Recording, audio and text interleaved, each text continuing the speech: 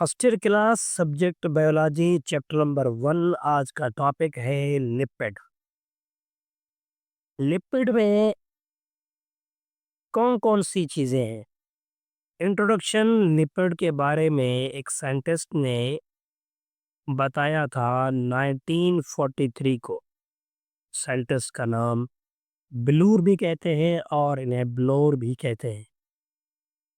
इसने बताया कि लिपिड जो है एक ऑर्गेनिक मॉलिक्यूल है। दूसरी कंडीशन, लिपिड क्या है? ऑर्गेनिक मॉलिक्यूल और ऑर्गेनिक कंपाउंड। ये एक कॉम्प्लेक्स है, यानी आप कॉम्प्लेक्स को दूसरा नेम क्या देते हैं? मैक्रो मॉलिक्यूल, या हम क्या कहते हैं? Large large molecule. अगर हम इसका सब यूनिट नोट करें, सब यूनिट, तो सब यूनिट में हम कहेंगे कि दो चीजें आती हैं इनके सब यूनिट में। एक फैटी एसिड्स, और दूसरी चीज जो सब यूनिट में आती है उसे हम कहते हैं दैट इज अ ग्लिसरॉल। तो ये दोनों सब यूनिट के तौर पर लिपिड के अंदर काम करते हैं। जितने भी लिपिड एक मॉलिक्यूल है वो सारे के सारे इनसॉल्युबल है, इनसॉल्युबल इन वाटर। ये पानी के अंदर डिसॉल्व नहीं होते। अगर ये पूछते हैं कि भाई इनकी आप सॉल्युबिलिटी बताएं कि ये सॉल्युबल फिर किस चीज में है, हम कहेंगे कि अगर ये ऑर्गेनिक हैं तो किसी ऑर्गेनिक कंपाउंड में उनकी सॉल्युबिलिटी हो सकती है। और अगर वाटर के अंदर ऐड कर देंगे, आप एक्सपेरिमेंटली देखें कि आप कोई आयल लेकर उसको पानी के अंदर अगर ऐड कर देंगे तो उनके आयल के जो मॉलिक्यूल्स होंगे वो पानी के अंदर डिसॉल्व नहीं होंगे। लेकिन अगर ऑर्गेनिक कंपाउंड में ऐड कर देंगे तो फिर ये डिसॉल्व हो जाएंगे। अब ऑर्गेनिक मॉलिक्यूल कौन कौन से हैं? एक नेम है जिसे हम कहते हैं दैट इज अल्कोहल, और दूसरा होता है बेंजीन। बेंजीन आपने सुना होगा। बेंजीन केमिस्ट्री वाले बच्चों को ज़्यादा पता होता है कि केमिस्ट्री में बेंजीन का ज़्यादा जिक्र है। बेंजीन, ये इसके अलावा ईथर और इथेनॉल एटसेट्रा। क्लोरोफॉर्म भी होता है। क्लोरोफॉर्म, क्लोरो क्लोरोफॉर्म, ये चीज़ें जो हैं ये सारे के सारे ऑर्गेनिक कंपाउंड हैं।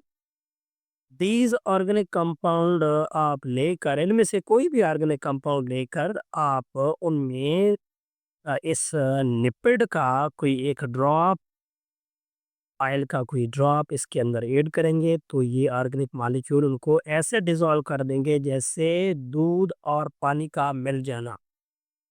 और अगर आप ये कहते हैं कि नहीं हम इनको वाटर के अंदर ऐड करेंगे तो लिपिडिक मॉलिक्यूल, ऑयली मॉलिक्यूल जो होंगे वो आपको पानी के ऊपर वाले सरफेस पर शैलो कंडीशन पे तैरते हुए नजर आएंगे। तो इसके अलावा अगर एलिमेंट पूछते हैं तो हम कहेंगे कि भाई एलिमेंट में इनमें कार्बन भी है, हाइड्रोजन भी है, ऑक्सीजन भी है, इनके अंदर नाइट्रोजन कभी कभार होती है, लेकिन फास्फोरस और सल्फर इन 6 एलिमेंट में से इनमें ये जो नाइट्रोजन है ये सम टाइम होती है। ये मैं आपको बताऊंगा, एक मॉलिक्यूल टाइप ऑफ लिपिड आपको पढ़ाऊंगा, फास्फोलिपिड, उसमें मैं आपको बताऊंगा कि नाइट्रोजन इस्तेमाल होती है। वैसे ही फास्फोलिपिड के अलावा ज़्यादातर जो है carbon, hydrogen, oxygen, phosphorus and sulphur, ये एलिमेंट ज़्यादातर इस्तेमाल होते हैं।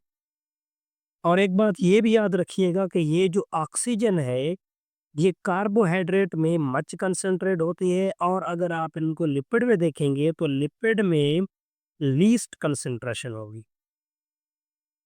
सबसे ऑर्गेनिक मॉलिक्यूलों में ऑक्सीजन सबसे कम किसके अंदर होती है? लिपिड के अंदर। इसीलिए लिपिड जो है वो ज़्यादा बॉडी के अंदर डिसॉल्व नहीं होती और बॉडी के अंदर फेट लेयर बनाकर जम जाती है। अब आगे क्या है? आगे ये है कि ये हमने जो लिपिड पढ़ी है, इस लिपिड को हम ऐसे इंट्रोडक्शन तो हमने कर दिया, अब हम क्या करेंगे, इसको हम ले जाएँगे इनके क्लासेस में कि क्या आप लोग लिपिड की क्लासिफिकेशन और क्लासेस जानते हैं? तो आप क्या करेंगे, पहले आप लिपिड के 2 क्लासेस बनाएँगे। क्लासिफिकेशन को आप लिपिड को डिवाइड कर देंगे कितने हिस्सों में? 2 में। एक लिपिड आप ऐसी पढ़ेंगे जिसको आप कहेंगे कि this one is a simple lipid, और दूसरे लिपिडिक मॉलिक्यूल आप ऐसे पढ़ेंगे जिनको आप कहेंगे कि ये है कॉम्प्लेक्स लिपिड। अब मैं ये आपको नहीं कह रहा कि आप जैसे मैंने यहाँ पे लिखा है कॉम्प्लेक्स आर लार्ज, ये लिपिड की क्लास है, चाहे सिंपल हो चाहे कॉम्प्लेक्स हो, लेकिन उनका जो मोनोमर होगा, सब यूनिट होगा, वो फैटी एसिड और ग्लिसरॉल जरूर होंगे। अब सिंपल लिपिड में आपको जो इनके सब पॉइंट मिलेंगे, उनमें एक तो आपको मिलेगी वैक्स, वैक्सेस। दूसरा सिंपल लिपिड का आपको काइंड मिलेगा, that is a phospho lipid. तीसरा जो आपको काइंड मिलेगा उसे हम कहते हैं एसाइल ग्लाइसिरोल, एसाइल ग्लाइसिरोल। अब ये जो एसाइल ग्लाइसिरोल है, इसे टीजी भी कहते हैं, टीजी मतलब ट्राइग्लिसरॉल। ये असाइल ग्लिसरॉल और ट्राइग्लिसरॉल, इसको आप फिर डिवाइड कर देंगे 2 हिस्सों में। एक को हम कहते हैं ये है सैचुरेटेड, सैचुरेटेड टीजी या सैचुरेटेड असाइल